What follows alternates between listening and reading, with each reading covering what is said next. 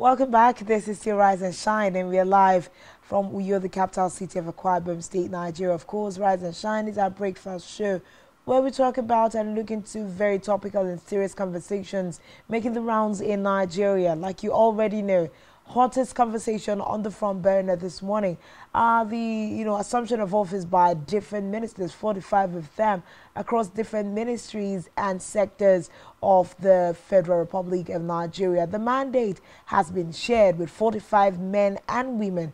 Of course, the president is hoping that they can help him achieve his 8-point agenda. But like we are asking this morning, the cabinet is fixed. What are the expectations cutting across these different ministers, this dispensation? Joining us this morning to have that conversation is Comrade Ayodele Adewale, all the way from Lagos. He is the organizing secretary, APC Lagos State. Of course, has to his feather several other achievements within the political spheres and other areas. Good morning, Comrade. Good morning, and great to have you on the show this morning. Good morning, and thank you for having me. Great. How is the feeling in Lagos State this morning, and having, as you are a strong member of the APC, having constituted the 45-member cabinet at this time, how, are your emotions around these issues this morning?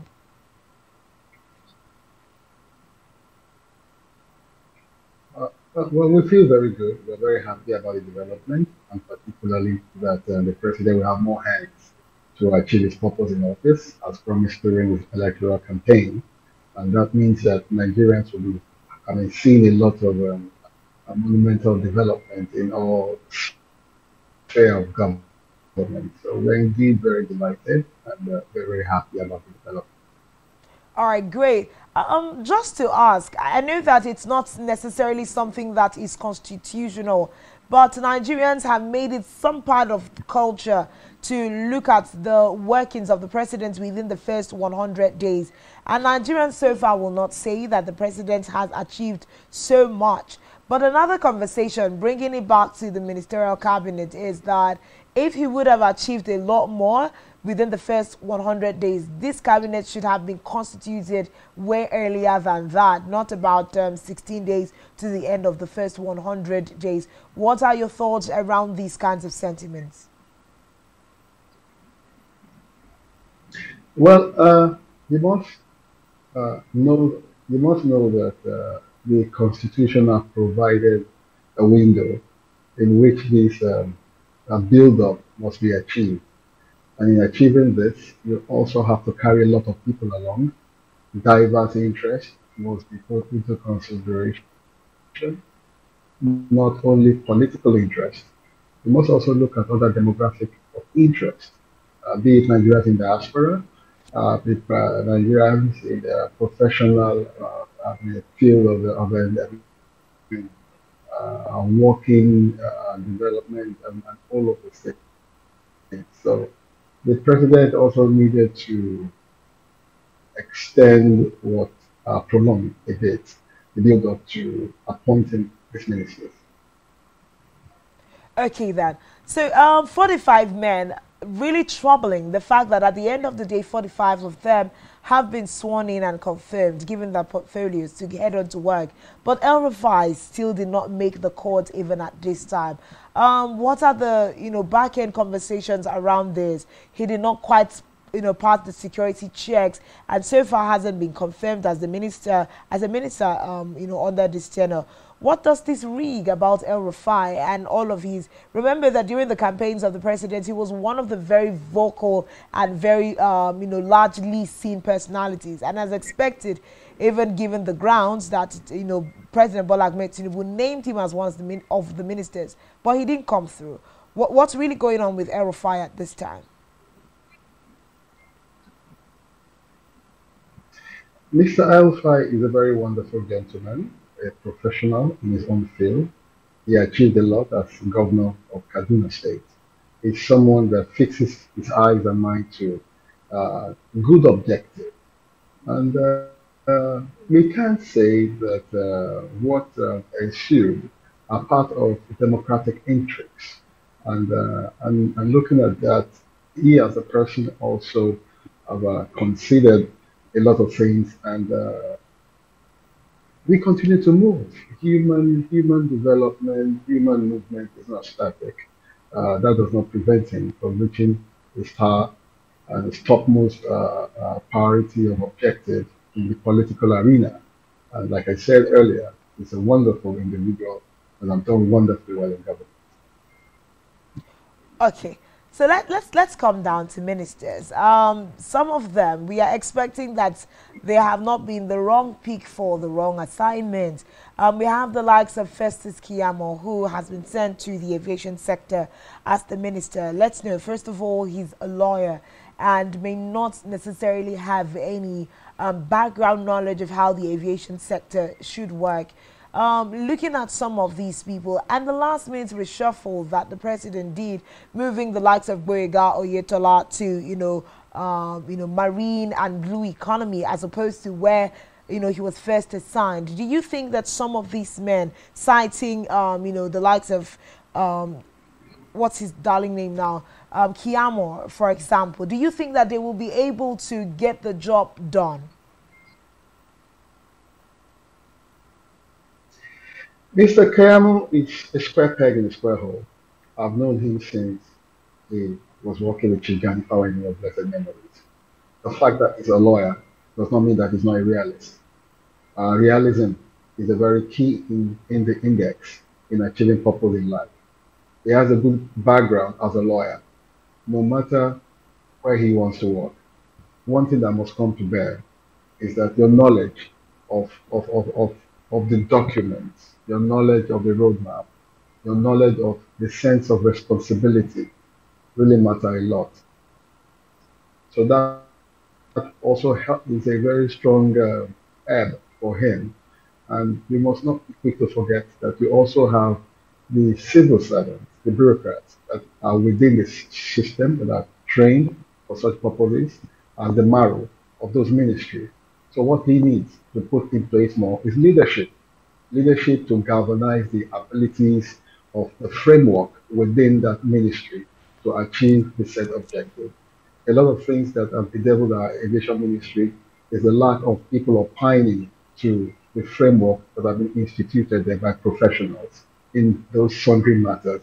So all he needs to do is provide leadership in those areas, and of course, using his sense of legal ability to put together good documents that will ensure key players in that industry to be treated fairly, so that a lot of private sector individuals will have the confidence in that ministry to come in to put their money, and of course seeing that aviation industry grow and become very contemporary within its peers across the world. Okay, part of the problems also that Nigerians have raised with regards to this particular cabinet is that it is being overflogged by politicians and not necessarily technocrats. Because I'm laying back on that, on some of the things you just responded to in terms of Kiyamo's capacity to be able to provide leadership for the aviation sector. We have more politicians, 8 ex-governors, people that have already been in the system. The cry before now was, let us have how we can bring technocrats, professionals across these different sectors that can give us guided direction, help advise the president accordingly to be able to, get these systems working. What are your thoughts with having these politicians still serve as ministers? Do not forget that some of them do not have very healthy precedents as past governors or, different, leadership wrongs, as it were. Well, there's a saying that the older the wine, the better it tastes. And when you're talking about healthy precedent, I don't know, maybe you have their medical records. If you have their medical records, then you can back up your statement. As it is now, they are very fit to serve in those capacities. You must not also forget that a lot of them were businessmen, were career people before coming to government. All you see is their present activities in government. Uh, Many professionals are amongst them. If you look at it uh, diligently and cautiously their background. A lot of them, more than half of them, are professionals in their own regards. And when you talk about professionalism, you must be very clear about your context of professionalism. Someone who have gone to the university to study a certain field and have been able to practice his field of study, does that not account for that person to be a professional in his field of study? Or how do you particularly gauge professionalism? These have become a discourse within the Nigerian environment. But But as opposed to some of these ministries that they are assigned, comrade, as opposed to some of these ministries that they are assigned, yes, they had an education in specific fields and areas, but are they in these specific can you portfolios? come back again? I lost volume at some point. Okay, I so lost I'm volume at asking, some point. yes, we're Can you talking about the recount? fact that, some of these men and women have had a training in some fields. But we are saying, yes, of course, education is part of how they get elected into offices. But they did not have the trainings in these particular areas where they have been assigned portfolios to serve. I always like to call forth Adamu, former Minister of Education, who had clearly said that at the time of assuming duty as Minister of Education, he didn't know anything about the sector and what exactly he was supposed to do there. And Nigerians will say clearly we saw the effect of that lack of knowledge in how the education sector fared under his dispensation. Well, I never heard him say so. I would have wanted you to play a tape so that I can hear it very clearly. Secondly, is that the President Tulumbu have been very cautious to look at the backgrounds of these individuals, look at their level of team play, and see how he can bring them into the system to key them in properly well so that the system can be effectively utilized. I can assure you that if you look at all of them carefully well, regardless of what accounts that you might have gotten against people's speculation, all of them are professionals in their own various regards. All right then. Okay, so let's take two sectors and look into them this morning. I'll start with the health sector as led by Ali Pate, and he has said one of the things he's going to be looking into is to make sure that health tourism is actually cut down in the country, and also looking at health security. If we piggyback on information, the president has said the focus for the cabinet will be security and economic development for Nigerians at this time. These plus his 8-point agenda are some of the things he wants them to work together as a team to achieve. But we know that the health sector has been laden with a lot of issues. NARD is currently on strike, and we have a new man at the helms of affairs looking at the debilitating factors in this area. Do you think that Ali Pate would be able to work against the tides? Now, when I say against the tides, we have policies that are working against the health sector, and we also have the inferences of people who even work in these sectors that, factor in some of the failures. When we say, we are going to cut out health tourism and improve on infrastructure, will we be able to achieve this within the 4-year term of working with these ministers? Oh, yes, a lot of gains will be made within the 4 years. First and foremost is to review the policies and the blueprint within that sector. Professor Pate is someone that has worked rigorously in that sector. And one of his strengths is primary health care. You must understand that when you get primary health care very, very well, secondary, tertiary health care will not have a lot of pressure on it. I've been local government chairman. I know what we did in primary health care in my local government, in Amuwogofi, and that freed the system at the secondary and tertiary. So Professor Pate, uh, being someone with great strength in that area, would effectively improve the health network that we have in this country. And part of his strength also is to have worked with so many United Nations organizations and multi-corporations all across the world. These are strong human capacities that he's going to put in place. Also discussing with the enemy, he knows the pain, he shares those pains also. So those are part of reviews that he's going to be bringing to the table to making sure that our health sector is very effective.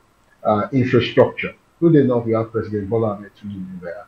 When he came in 1999, the infrastructure of the health sector in Lagos State was in near doldrum. He was able to effectively bring in better infrastructure that improved it, regardless of the contestation of population that is weighing down the Lagos infrastructure.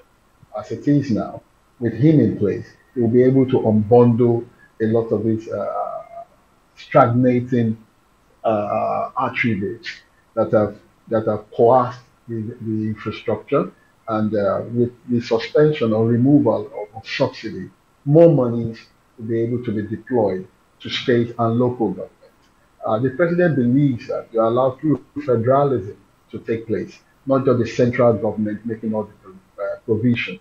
You strengthen the state governments, you strengthen the local government for universal, effective delivery of sundry matters. So you're going to see a lot of transformation in all those areas. So I advise people, and of course, a very good platform like yours, to look more into what the state government and particularly what local government use the funds that have been plowed into their system. More funds have gone into local government now. More funds have also gone into the state government. So everybody must keep watch to making sure that the budgetary provision of these levels of government is strictly followed to the benefit of all Nigerians.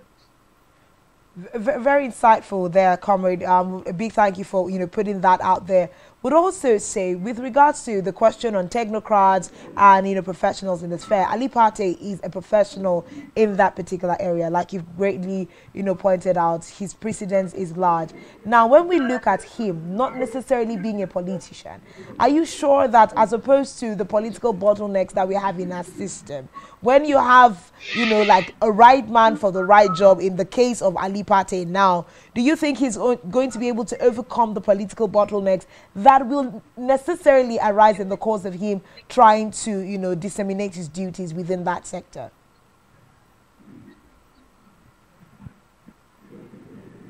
I'm going to first give you a rider before I now give you my backup. Marx did say the man is a political animal. Every man has political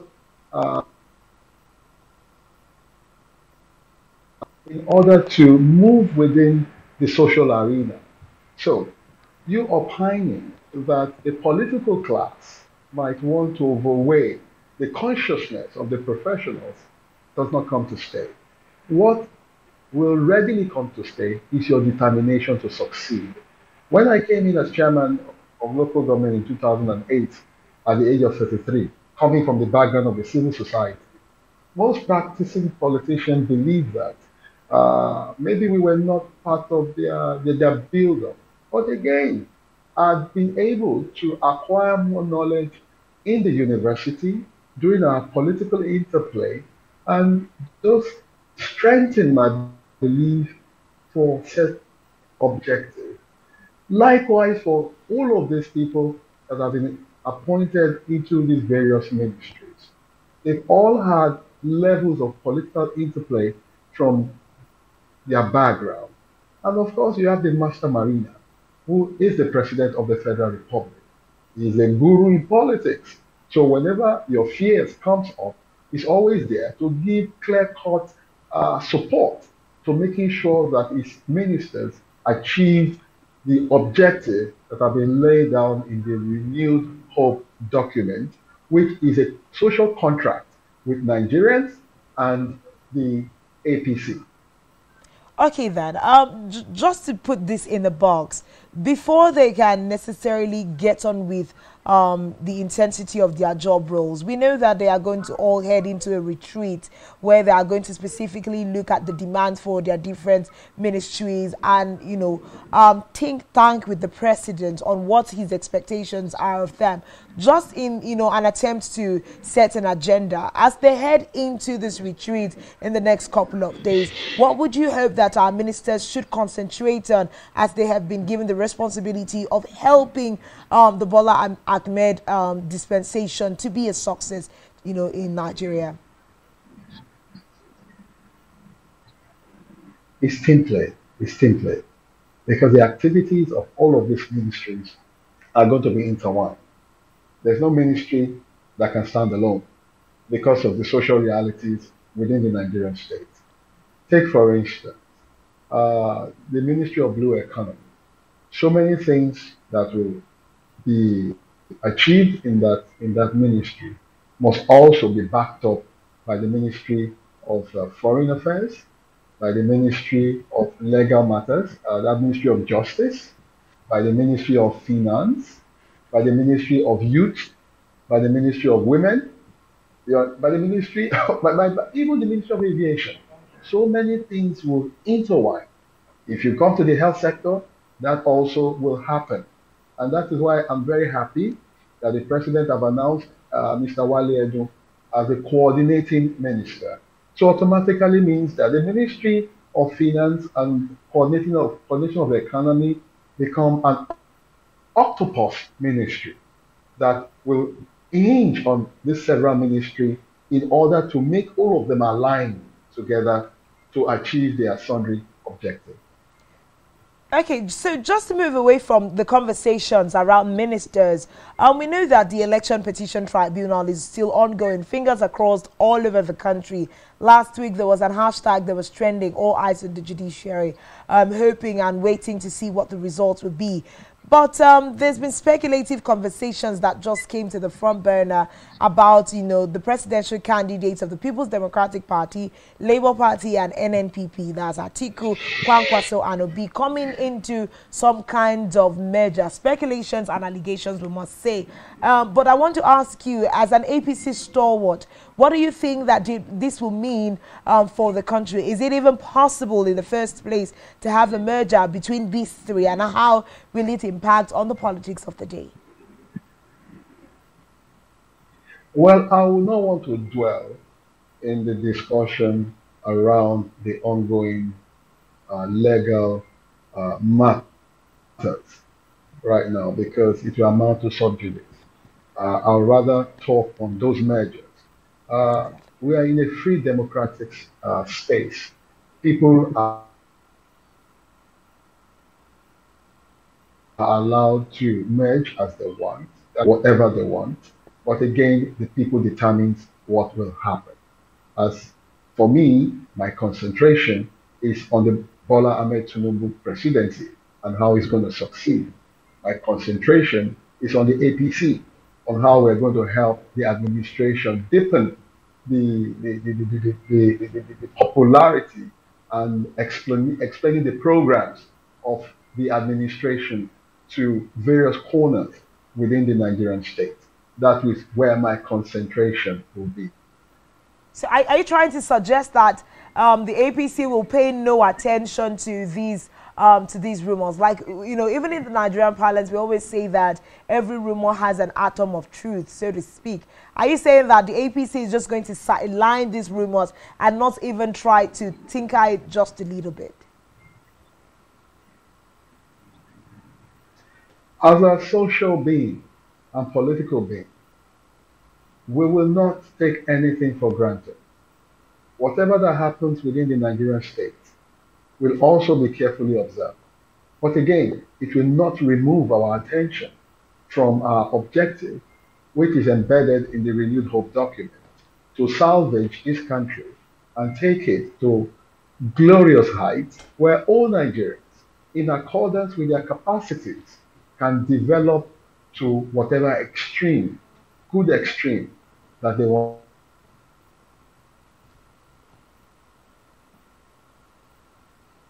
We seem to have lost his audio. I don't know if we still have Comrade's audio at this time, but it's been a great time of conversation with Comrade Ayodele Adewale, of course, Organizing Secretary of APC Lagos State Chapter, and of course, a politician and active, APC member and activist himself. But just before we let you go this morning, Comrade, I'd like you to give us your final words. Depend anywhere you want to swing to this morning. Expectation for ministers, what should Nigerians be doing in the face of current day realities? Palliatives have not landed. Difficulties are still springing up. What are your final words to Nigerians this morning? My final words would be to commend platforms like yours. You are the heart of society. You are the mirror of society. You must be very objective. That's the media, very objective in your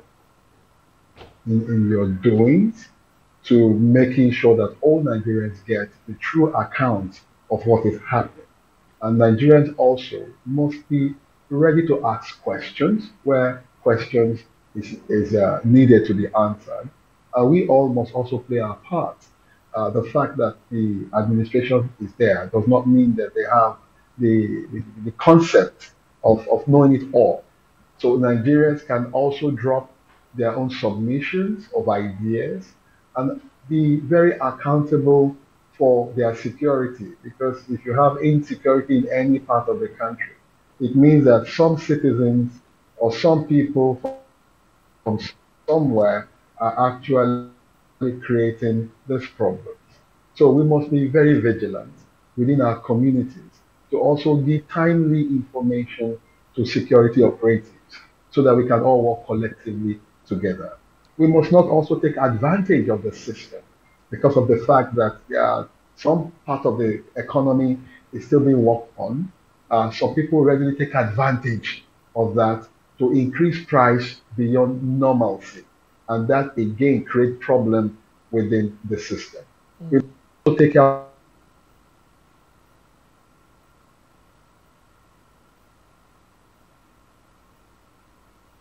in unauthorized places, thereby blocking the drainages and creating flooding within our space when it rains. People must pay their taxes and, of course, watch what those taxes will become for them. People must move out within their comfort zone to acquire more knowledge, either literary knowledge or vocational knowledge, in order to improve their capacities for good economic endowment. Really strong words this morning. Thank you so much, Comrade Ayodele Adewale. It's one of the strongest things in your wrap-up words this morning is the fact that Nigerians also should not take advantage of the system so that we can collectively live in peace in our country. A big thank you to you, Comrade, for coming on the show and answering some of the questions Nigerians are asking. But I would like to say in the defense also of the media, if we must set the agenda, the system, the government must be accountable and must be transparent. But we thank you so much for coming on the show this morning. And that's the much we can take this morning on Rise and Shine, looking at serious issues happening. Comrade has answered some questions. You need to go back on the social media platforms if you need detail of some of this discourse. Thank you so much for being a part of Rise and Shine this morning. Until tomorrow, when we bring you more conversations around the country. My name remains Uyai Anyeka, and do enjoy the rest of your day. God bless you.